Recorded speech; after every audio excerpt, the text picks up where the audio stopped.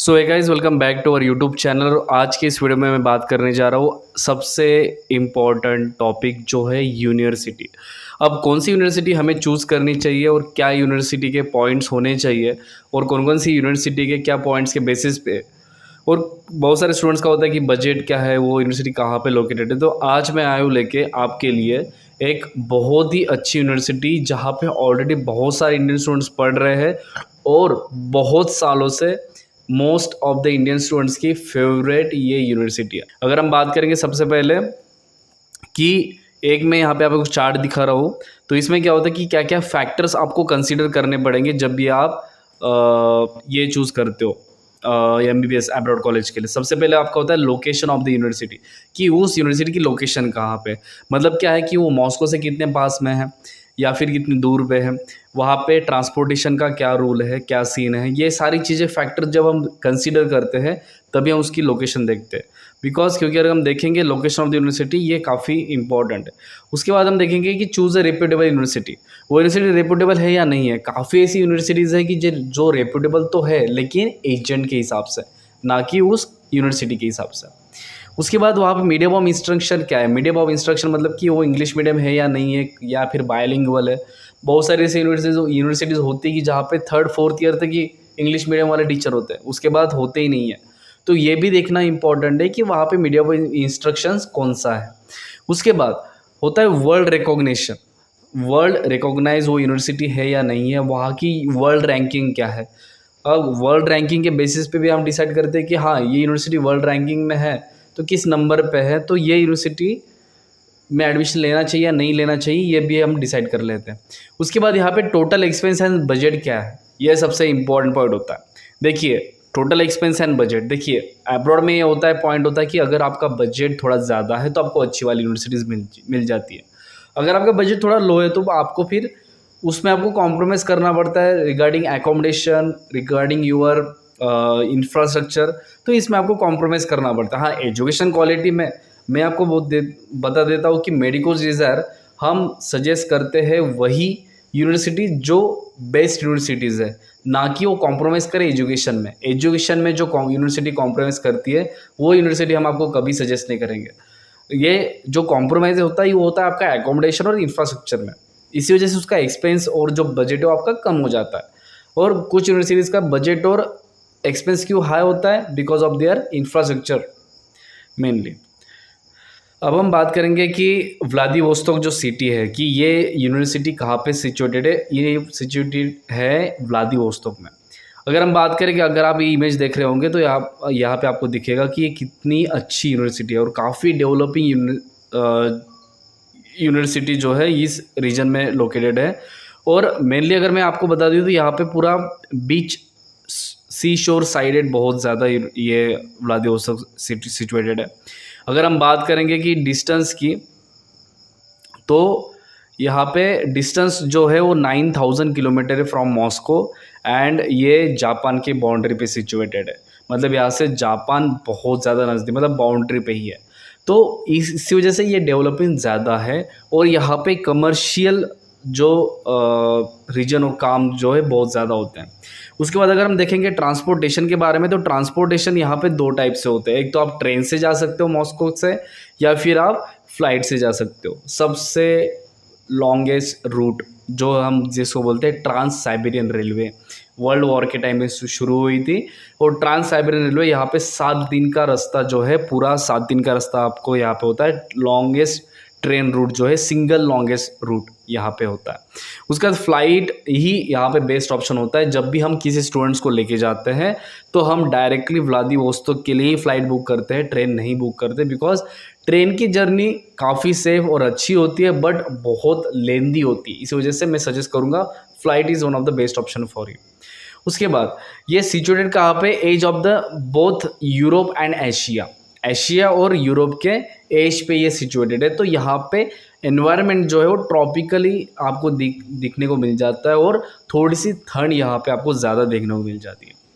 उसके बाद हम बात करेंगे कि व्लादिवोस्तोक के बारे में। जैसे कि ये वीडियो में है, कैंपस का जो टूर है वो पूरे कैंपस का टूर हमने दिखाया हुआ है। आप ये हमारे यूट्यूब चैनल पे जाके भी चेकआउट कर सकते हो। उसके बाद अगर हम देखेंगे, ये देखिए आपको दिखाई देगा ये पूरा जो वीडियो है। उसके बाद मेनली यहाँ पे आप डिस्टेंस देखोगे तो मॉस्को के दूसरे साइड ये व्लादिवोस्तोक है, ये दूसरे साइड में है। तो ये आप डिस्टेंस देख सकते हो, पूरे पहाड़ों के बाद ये व्लादिवोस्तोक का सीन आता है। लेकिन अगर आप यहाँ पे देखोगे इस वीडियो में, अगर आप देख रहे होगे तो किस टाइप से आपको ये सिटी दिख रही होगी, और इंफ्रास्ट्रक्चर आप अगर आप देखोगे तो आपको देखोगे कि कितनी बड़ी बड़ी बिल्डिंग्स यहाँ पे आपको देखने को मिल जाती है। नेक्स्ट अगर हम बात करेंगे कि अबाउट यूनिवर्सिटी इन्फॉर्मेशन, अब रीजन के बारे में बहुत सारा देख लिया, बहुत सारी चीज़ें हमने देख ली, तो यूनिवर्सिटी के बारे में देख लेते हैं। सबसे पहले यहाँ पे ये एजुकेशन हब क्यों बन गया है, इसके बारे में भी हम डिस्कस करेंगे।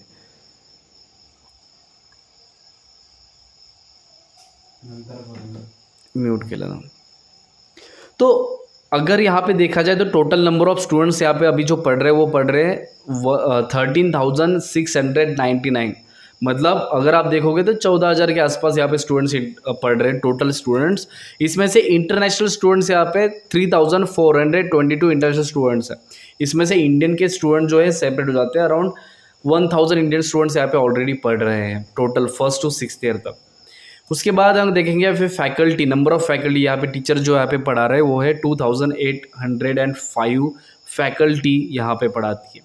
अगर मैं आपको बता दूँ यहाँ पे अगर वर्ल्ड रैंकिंग की बात करें तो वर्ल्ड रैंकिंग में आपको दिखाई जाएगा कि 2012 में 601 था और 2025 में 631 640, मतलब ज़्यादा कुछ फ़र्क नहीं पड़ा है। बिकॉज क्या होता है कि 2012 से 2025 तक बहुत सारे नई नई यूनिवर्सिटीज़ मार्केट में आई हैं, तो इसी वजह से थोड़ा नंबर ऑफ जो है यूनिवर्सिटीज़ बढ़ने के कारण थोड़ी सी रैंकिंग यहाँ पे नीचे आ जाती है। बट अगर आप देखोगे तो यहाँ पे वर्ल्ड रैंकिंग में भी पूरे वर्ल्ड में से अगर ये 600 नंबर पे अगर यूनिवर्सिटी है तब भी बहुत बड़ी बात है। उसके बाद हम बात करेंगे ओवरव्यू के बारे में। मेनली मैं ओवरव्यू आप ये चार्ट टाइप आपको दिखा देता हूँ। यहाँ पे देखिए इस्टेब्लिश हुई थी 1899 में। ये एक गवर्नमेंट यूनिवर्सिटी है। नंबर ऑफ इंटरनेशनल स्टूडेंट्स के बारे में हमने तो देख ही लिया है। हॉस्टल यस यहाँ पे अवेलेबल है। हॉस्टल की थोड़ी कॉस्टिंग यहाँ पे बढ़ जाती है, बट हॉस्टल आपको यहाँ पे वर्ल्ड क्लास लेवल के हॉस्टल आपको मिलेंगे। मतलब यहाँ पे अगर आप हॉस्टल्स देखोगे तो आपको यहाँ पे 5 स्टार होटल जैसे आप रह रहे हो उस टाइप से आपको हॉस्टल्स मिलता है। क्लाइमेट सब ट्रॉपिकल कॉन्टिनेंट है, मतलब यहाँ पे थोड़ी सी ठंड भी है और थोड़ी सी ग्रीनरी भी ज़्यादा है। एलिजिबिलिटी अगर बात करेंगे आपको 50% होना चाहिए, आपका पीसीबी एग्रीगेट में 50% होना चाहिए और नीट क्वालिफाई होना चाहिए। विदाउट नीट क्वालिफिकेशन अब्रॉड में कहीं भी एडमिशन नहीं होता है। एडमिशन अगर होता है तो हो भी जाएगा, लेकिन आप इंडिया में आने के बाद प्रैक्टिस नहीं कर पाओगे। तो ये बात ध्यान में रखना, अगर नीट क्वालिफाई हो तभी अब्रॉड में जाना, नहीं हो तो बिल्कुल भी मत जाना। ECFMG अप्रूवल, जी हाँ बिल्कुल है। मतलब आप यहाँ से USMLE प्लैब कहीं भी जा सकते हो, AMC वगैरह सारी एग्ज़ाम आप यहाँ से दे सकते हो। कोर्स यहाँ पे MBBS कोर्स जो है मेनली हम यहाँ पे बच्चों को डालते हैं। कोर्स ड्यूरेशन देखा जाए तो 6 ईयर होता है इंग्लिश मीडियम वालों के लिए। जो रशियन मीडियम है वहाँ पे उनको लिए 7 साल का हो जाता है, क्योंकि उनके लिए एक लाइसेंसिंग एग्ज़ाम हो जाती है और उसके बाद उनका जो होता है वो प्रैक्टिस हो जाती है। प्रैक्टिस के लिए 1 साल और बढ़ जाता है। लोकेशन की बात करें तो लोकेशन यहाँ पे व्लादिवोस्तोक सिटी में सिचुएटेड है। Medium of teaching English medium है, फुल्ली इंग्लिश मीडियम यूनिवर्सिटीज़ है, यहाँ पे कोई कॉम्प्रोमाइज़ नहीं होता है। ये approved by NMC and WHO है, तो कोई दिक्कत नहीं है। और यहाँ पे एडमिशन सेशन जो स्टार्ट होता है वो सेशन स्टार्ट होता है सितंबर से। मतलब एडमिशन सबसे पहले ही स्टार्ट हो जाएगा, बट जब आपका सेशन मतलब जहाँ पे आपकी ऑफलाइन कोचिंग जो स्टार्ट होगी वो सितंबर से होगी। नेक्स्ट अगर हम बात करेंगे कि यूनिवर्सिटी क्यों चूज़ करनी चाहिए, सबसे पहले कि यहाँ पे प्रोग्राम एक ही नहीं होता है, MBBS ही नहीं होता है, बाकी बहुत सारे प्रोग्राम्स यहाँ पे होते हैं और बहुत कल्चरल एक्टिविटीज़ भी यहाँ पे होती है। तो यहाँ पे स्टूडेंट्स के लिए काफ़ी अच्छे से ख्याल रखा जाता है। उसके बाद अगर बात करें कि एक्सेलेंट रेपुटेशन है, क्योंकि यहाँ के एक्स एल्यूमिनी जो है, बहुत सारे जो एक्स एल्यूमिनी ऑलरेडी यहाँ से पास आउट जो हुए हैं वो ऑलरेडी पॉलिटिशियंस है और बहुत अच्छे पोस्ट पे काम कर रहे हैं। और यहाँ पे एक सक्सेसफुल करियर बनाने के लिए यूनिवर्सिटी काफ़ी बहुत पॉपुलर है। उसकी अगर हम बात करेंगे फैकल्टी है जो हाईली एक्सपीरियंस और नॉलेजेबल है, यहाँ पे कोई बात नहीं है। और स्टूडेंट्स काफ़ी अच्छे ऑलरेडी यहाँ से पास आउट हो चुके हैं। यूनिवर्सिटी बहुत सारे फाइनेंशियल रेंज जो है वो प्रोवाइड करती है, मतलब ऑप्शंस आपको देती है, स्कॉलरशिप वगैरह भी देती है, ये ग्रांट्स देती है और कोई दिक्कत नहीं है। उसके बाद अगर हम बात करेंगे कि यहाँ पे एक्स्ट्रा करिकुलर एक्टिविटीज़ को जो मैंने आपको बोला, तो एक्स्ट्रा करिकुलर एक्टिविटीज़ भी यहाँ पे होती है। To help the students to relax and have a good time. तो ये भी होता है। उसके बाद बात करेंगे कि इसमें एक्टिविटीज़ में क्या होता है, स्पोर्ट्स होता है, क्लब्स होते हैं, सोशल इवेंट्स होते हैं, बहुत सारे। यहाँ पे इंडियन जो एसोसिएशन है स्टूडेंट्स की, वो काफ़ी सारे कल्चरल प्रोग्राम्स इशू करवाती है। उसके बाद क्रिकेट भी यहाँ पे होता है और एक अच्छा है, और एक साइंटिफिक कॉन्फ्रेंस वगैरह भी होती है यहाँ पे, तो कोई दिक्कत नहीं है। उसके बाद अगर हम बात करेंगे एलिजिबिलिटी के बारे में, तो एलिजिबिलिटी के लिए क्या क्या होना चाहिए। सबसे पहले आप 10th एंड 12th में क्वालिफाई होना चाहिए किसी रिकॉग्नाइज बोर्ड से या फिर इंस्टीट्यूशन से, आप क्वालिफाई होना चाहिए। दूसरा होता है आपका स्कोर एटलीस्ट 50% होना चाहिए, जिसमें फिजिक्स, केमिस्ट्री, बायोलॉजी कवर होता है। उसके बाद 17 ईयर ऑफ एज होना चाहिए। देखिए 18 ईयर ऑफ एज नहीं, 17 ईयर ऑफ एज होना चाहिए जब भी स्टूडेंट्स अप्लाई करता है। उसके बाद बात करेंगे हम स्टूडेंट्स क्वालिफाई होना चाहिए नीट यूजी में, तो आपको 50% in general, 45 if belongs to PWD and 40% if belong to ST, ST and OBC. उसके बाद student must possess a valid NEET score card.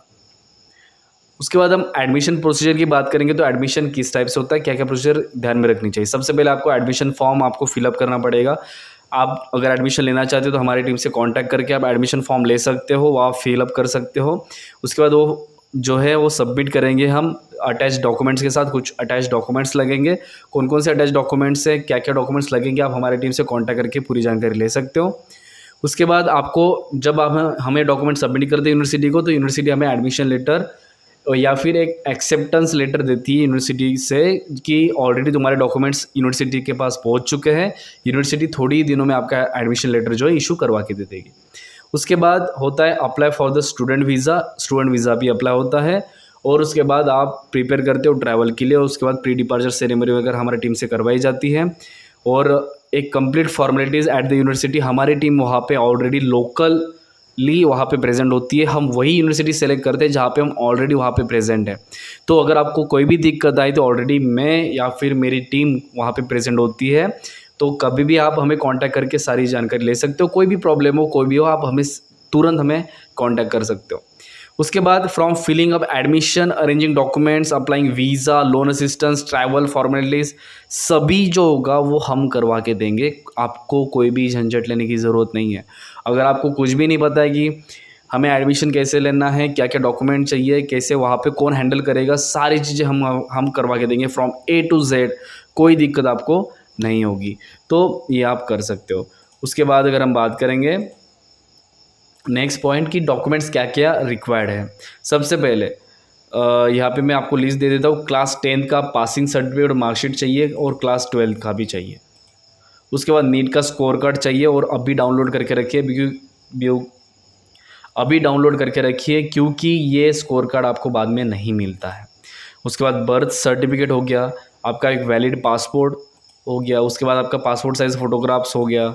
उसके बाद मेडिकल टेस्ट हो गया, जिसमें HIV मोस्ट इंपॉर्टेंट है, क्योंकि विदाउट HIV आपका वीज़ा के लिए इशू नहीं होता है। तो ये एक आपका मेन पॉइंट हो गया। उसके बाद अगर हम बात करेंगे फ़ीस स्ट्रक्चर के बारे में, तो देखिए फ़ीस स्ट्रक्चर अगर आप बात करेंगे तो सबसे पहले ट्यूशन फ़ीस इसकी है 4,95,000 रुपीज़ पर ईयर। स्लाइटली थोड़ी इंक्रीज़ हुए इस बार, बिकॉज क्योंकि रेट बहुत फ्लक्चुएट कर रहा है और इंटरनेशनल रेट्स में प्रॉब्लम्स हो रही है, तो इसी वजह से यहाँ पे जो फ़ीस है हर एक यूनिवर्सिटी की ऑलरेडी इस साल फ़ीस बढ़ चुकी है। अगर आपको फुल डिटेल चाहिए सभी यूनिवर्सिटीज़ के बारे में कि कौन कौन सी यूनिवर्सिटीज़, तो आप हमसे कांटेक्ट कर सकते हो कि हम आपको रियल फ़ीस देंगे जो इस साल की है। ट्यूशन फ़ीस 4,95,000 रुपये पर ईयर है, बट इट्स वर्थ इट। उसके बाद हम बात करेंगे hostel fees 75,000 which is quietly affordable as compare to other universities. और अदर चार्जेस में आपका होता है इसमें इंक्लूड की, जिसमें आपका वहाँ पे जाने के बाद आपका ख्याल वगैरह रखना, वीज़ा हो गया, मेडिकल हो गया, इंश्योरेंस हो गया, और डॉक्यूमेंटेशन लीगलाइजेशन हो गया। उसके बाद आपका कंसल्टेंसी चार्जेस आपका जो रहा, ये सारा इंक्लूड होता है। तो वही है कि आप किसी वैलिड एजेंट के थ्रू जाइए। मैं आपको ये नहीं कहता कि हमारे थ्रू ही जाइए, लेकिन आप जो भी एडमिशन्स लेते हो, जो भी करते हो, एक किसी वैलिड एजेंट के थ्रू ही जाइए। क्योंकि अगर आप किसी फ्रॉड में फंस जाते हो या फिर कुछ भी हो जाता है तो कोई भी रिस्पॉन्सिबिलिटी नहीं ले पाएगा। तो जो भी मैं आपको बोलूँगा कि एक अदर चार्जेस में आप वेरी कर सकते हो। हमारे चार्जेस और बाकी एजेंट के जो भी चार्जेस होंगे वो आप वेरीफाई कर सकते हो। वहाँ पे जाने के बाद जो भी चार्जेस लगते हैं, जो वीज़ा आपका परमानेंट जो वीज़ा रहा 6th ईयर तक का, वो सारी चीज़ें हम आपको वहाँ पे करवा के देंगे, वो भी ओरिजिनल फ़ीस में, जिसमें आपको कोई भी एक्स्ट्रा फ़ीस नहीं ले जाएगी। उसके बाद हम बात करेंगे कि एफएमजी पासिंग रेशो यूनिवर्सिटीज़ के बारे में। तो मैं आपको यहाँ पे चार्ट दिखा दे रहा हूँ 2017 से लेके 2024 तक, बिकॉज 2025 का डाटा अभी तक नहीं आया है। तो 2017 को 7 to 8% पासिंग रेशो था, क्योंकि उस टाइम में ये यूनिवर्सिटी उतनी पॉपुलर नहीं थी, वहाँ पे इतने इंडियन स्टूडेंट्स नहीं पढ़ते थे, बिकॉज एफएमजी रेशो वही दिखाएगा जो इंडियन स्टूडेंट्स के लिए है। उसके बाद स्लाइटली इंक्रीज़ हुआ 10% 20%। उसके बाद 2020 में ज़्यादा एडमिशन नहीं हुए थे, इस वजह से कम हो गया, but after that from 2022 it's slightly increase. अगर आप देखोगे सबसे ज़्यादा हाई स्कोरिंग 2024 में रहा है एफएमजी पासिंग रेशो। उसके बाद हम बात करेंगे स्टूडेंट लाइफ के बारे में। तो स्टूडेंट लाइफ काफ़ी अच्छी है, एकोमोडेशन काफ़ी अच्छा मिल जाता है, 2 सीटर 3 सीटर 4 सीटर रूम्स आपको यहाँ पे मिल जाते हैं। उसके बाद यहाँ पे आपको जिम है, फिटनेस सेंटर है, डांस क्लासेस होती है, कॉम्पिटिटिव एग्जाम्स के लिए भी, एथलेटिक्स के लिए, सब यहाँ पे ऑलरेडी अवेलेबल है। उसके बाद अगर हम बात करेंगे कि यहाँ पे आपको खुद का इंटरनल कैंपस ट्रांजिट सिस्टम है, तो यहाँ पे आपको बस ऑलरेडी अवेलेबल है, कैंपस में आपको ट्रांजिट करना है तो एटीएम फैसिलिटी भी अवेलेबल होती है, शॉपिंग सेंटर्स बहुत नज़दीक है, बैंकिंग फैसिलिटीज़ अवेलेबल है, मेडिकल सेंटर खुद का है तो कोई दिक्कत नहीं है। तो ये सारी चीज़ें हैं।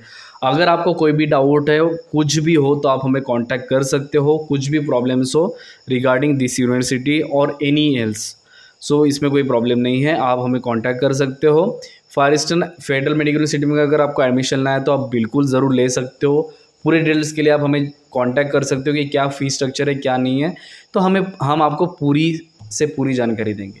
तब तक के लिए take care and good bye. कुछ भी प्रॉब्लम्स हो, कुछ भी हो, तो आप हमें कॉन्टैक्ट नंबर पे कॉल करके या फिर मैसेज करके पूरी जानकारी ले सकते हो।